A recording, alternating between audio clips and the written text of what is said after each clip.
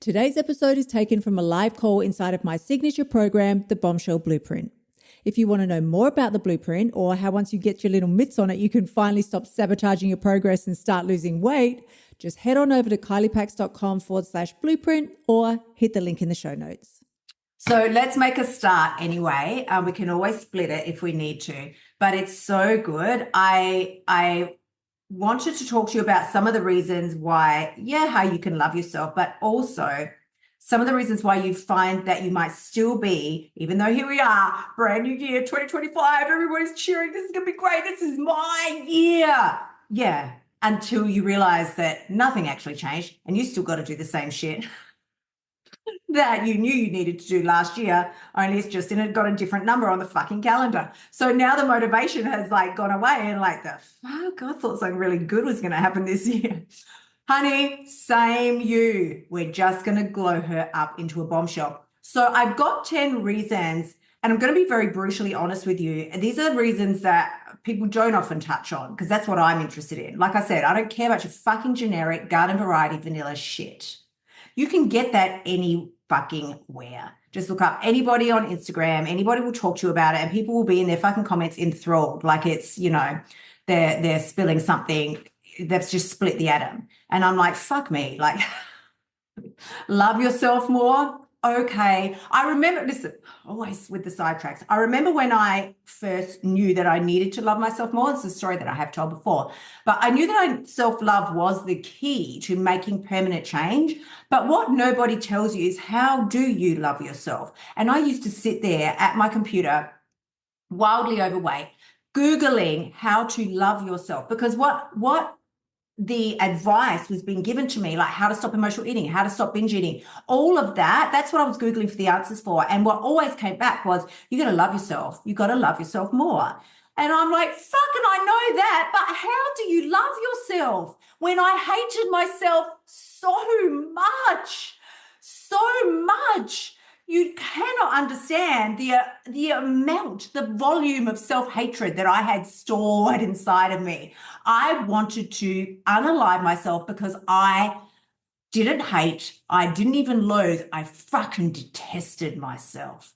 I hated my guts.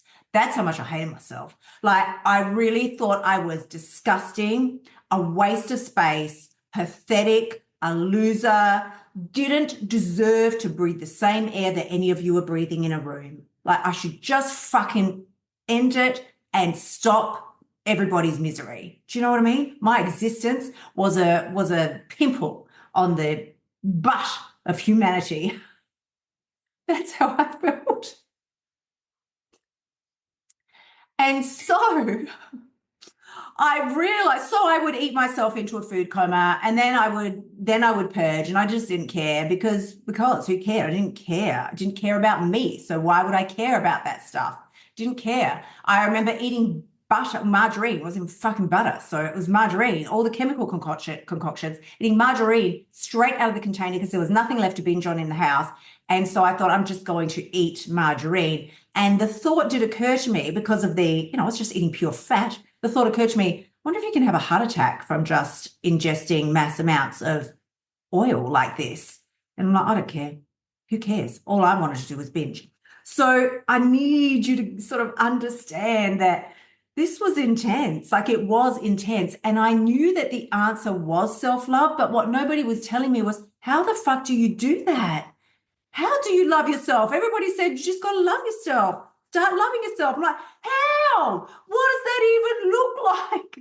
And I had to figure that shit out on my own, which was why I'm so deeply passionate about this message and about not giving you vanilla advice and garden variety shit, because you can get that anywhere. That's not new. But what you don't get told is the how to. Anyone will tell you, love yourself more and you'll stop emotional eating and you'll stop binge eating and you'll lose the weight. And you will. It's true. That is true. But they're not sharing the how. How do you fucking do that? How do you love yourself? And I had to figure out that loving yourself isn't something that you get. It's something that you do. So I thought, how do I get self-love? How do I get it? Like I need, we're always trying to get. I need to get skinny. I need to get rid of this weight. I need to get for myself. And I thought, how do I get self-love? And nobody told me. I had to figure it out over time. That self-love isn't something you get, it's something you do. It's the actions that you take on the daily. It's the choices that you make. Am I going to keep eating or am I not? That is a decision that is deeply rooted in self-love. Am I going to break my plan today or am I not? It's a decision that is entirely rooted in self-love. The more love you have for yourself, the less likely you are to fuck yourself over in any capacity, most importantly for us with food. So please hear me when I say this. I still haven't even gotten to one point from what we're going to talk about, but I feel like everything that we've discussed so far and the lead up to it is very valid and things that you will need to know now. So the first problem that we'll talk about today, and one of the reasons why, nothing has really changed for you this year, is because, yes, you don't trust yourself around food. You keep giving yourself, little excuses like it's just one more bite. I can't waste it. But deep down, you know that you're bullshitting yourself. And so once you go over that one more bite, then you panic and you start eating everything so that you can get rid of it and get it out of the house. And then you tell yourself, it's okay. I'll just start again tomorrow.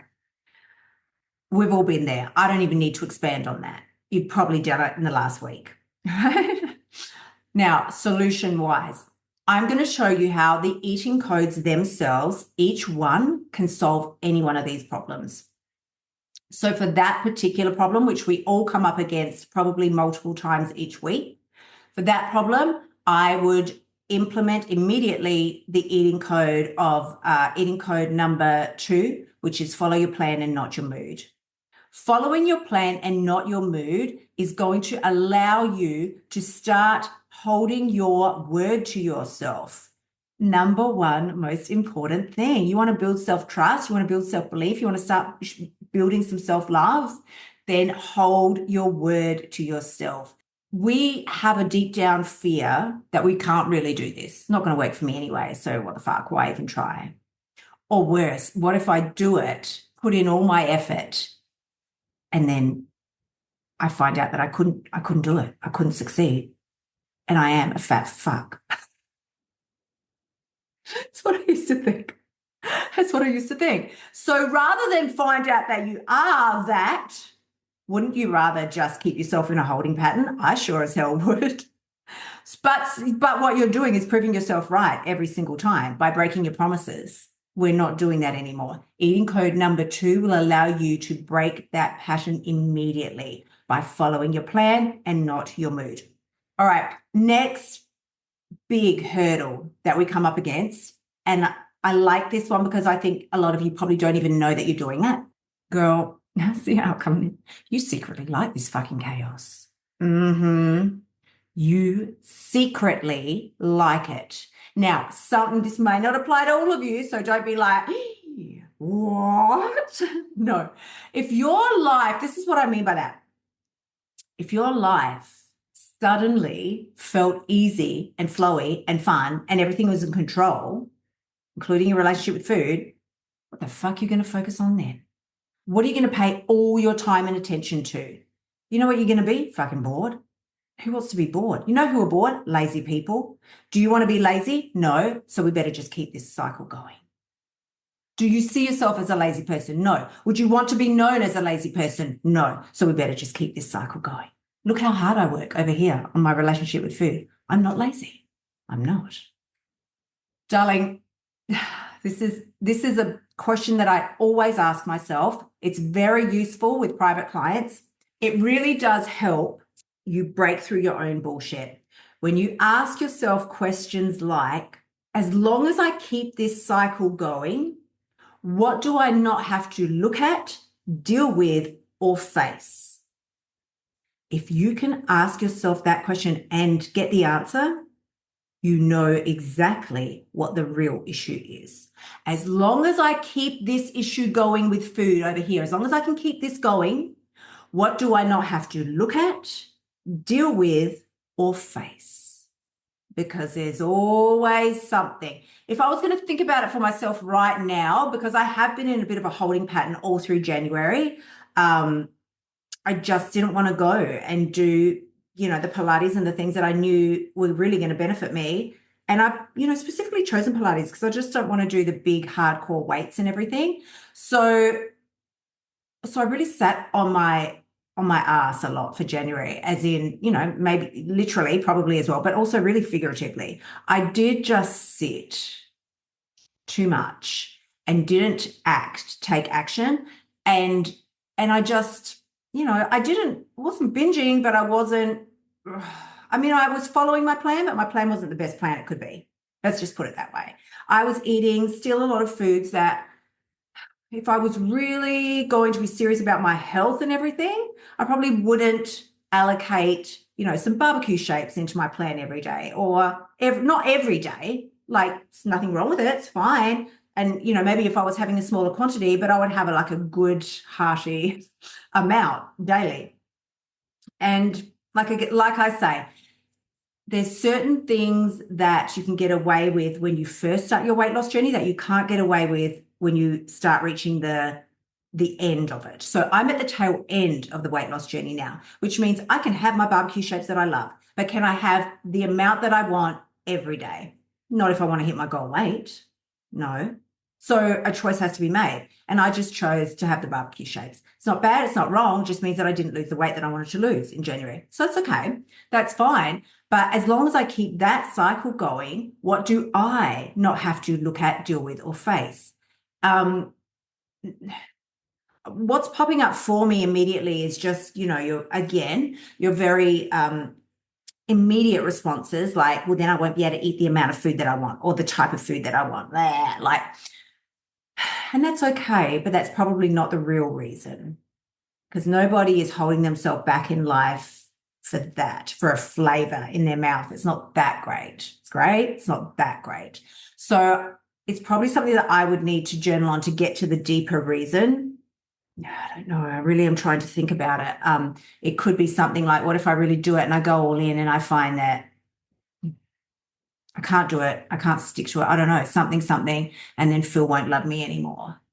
I suspect it's something along those lines. So I just kind of kept myself there, because sometimes still, and I've come a long way in my self-love journey, but I haven't by any means arrived. And Phil is very fit and very healthy and muscular. And, the other day I looked at him, I said, I just don't understand how you're attracted to this. There's a part of me that feels like he should be with someone younger and hotter. I've always struggled with it, always, because he is a bit younger than me. He's 3 years younger. Ooh, he's 3 years younger than me. All his previous partners, including his former wife, were considerably younger, at least 10 years younger than me. And I really struggle with it because he's Korean. So the man doesn't fucking age. He still looks like an embryo. And I am a white woman and I'm aging at the rate of knots. And I really struggle with it. And there could be an underlying element of, well, what if I just fuck it up first before he ends up leaving me for someone younger? Oh, okay. Yeah. Okay. So do you see what I mean? You'll know when you've hit it. You'll know. It won't be a surprise. When you figure it out, you'll know. So let me just take a quick drink. Oh, we're going to take a minute. The insecurity that's bred into females is sad, really. Somebody needs to answer for that. Well, that's what we're dealing with here inside of the blueprint. It's what we're dealing with. We're just not going to live that way by choice. By choice. We're becoming, once you know it, you can't unknow it. So now that I'm aware of that, that's my responsibility to course correct. It's not Phil's. Phil could never say I love you enough for me to feel secure. I have to feel secure. And the only way I'll do that is by knowing that by believing that I am fucking amazing. And whether the man decides to stay the rest of his life or pick up his bags and leave tomorrow, it's no reflection on me. Definitely not. Because I am fucking amazing. Now, what would make me start to feel that way about myself? Self-love. How do we get self-love? Through action. Thank you so much for tuning in. Remember to shimmy your butt over to kyliepax.com and join me inside of the Bombshell Blueprint so you can stop emotional eating and start losing your weight now. You'll also find helpful notes and resources inside my past podcasts that will help you lose your weight without losing your sanity. I will see you next week.